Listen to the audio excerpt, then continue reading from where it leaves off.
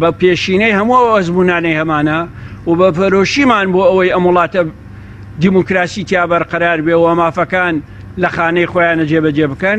ئێمە ئەم کۆبنەوەیان ئەم کۆبنەوەیمان وەکو وەڵامدانەوەی هەموو پرسەکان و پەسەندکردنی هەموو بڕیارەکان ئەنجام داوە. کۆبنەوەکە توانم بڵێم بە گوێرەی دڵی ملەتەکەمان بوو کۆبنەوەیەکی سەرکەوتوو و پڕ بوو لە هەستی مەسئولیەت. سەبارەت بە کۆماری ئیسلامی ئێران فشاری خستووە، چی کردووە چی نەکردووە، سیاسەتی خۆیەتی. ئێمە سیاسەتی خۆمان پیاداکەین. پێش ڕفراندۆم گفتوگۆمانە بۆ لەگەڵ ئێران و دەوڵەتانی ئیقلیمی، دوای ڕفراندۆمیش ئێمە هەر گفتوگۆمان ئەبێ بۆ هەر بۆ چوونێکە دەریە بڕن لەسەر ئەنجامەکانی ڕفراندۆم.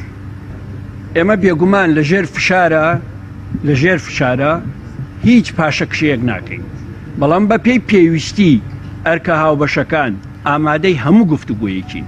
حەشی شعبی هاتووە بە پێی دەستور نەئەبوو بێت، بە پێی ئەو اتفاقی کە کاتی خۆی سوپای ئەمریکا لە عێراق کشایەوە بەندێکی تایە کە نابێ هیچ هێزێکی چەکداری عێراق بۆ یەکلاکردنەوەی کێشە سیاسیەکانی ناو عێراق بەکار بێت. و بێگومان خۆتان نەزانن کێشەکان کە ئەگاتە ئەو ڕادەیە لە ئاڵۆزی هەم بەغدا ڕوانگەی جیاوازی ئەبێ بۆ چۆنەتی چارەسەری کێشەکان، ئەمێمەش ڕوانگەی جیاوازمانە بێ، بەڵام سەر مێزی گفتوگۆ کەشی مێزی گفتوگۆ جیاوازە بێ لەو تەسریحانەی کە ئێستا ئەدرێت.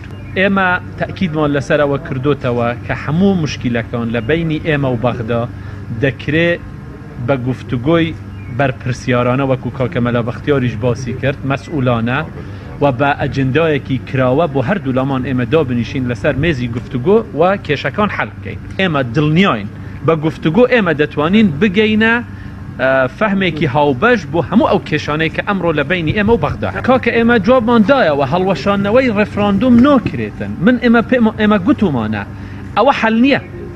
حەل ئەوەیە ئێمە هەردوو لامان مەجالی ئەوەمان هەبێ بە ئەجندایەکی کراوە لەگەڵ یەکتر دابنیشین و گفتوگۆ بکەین.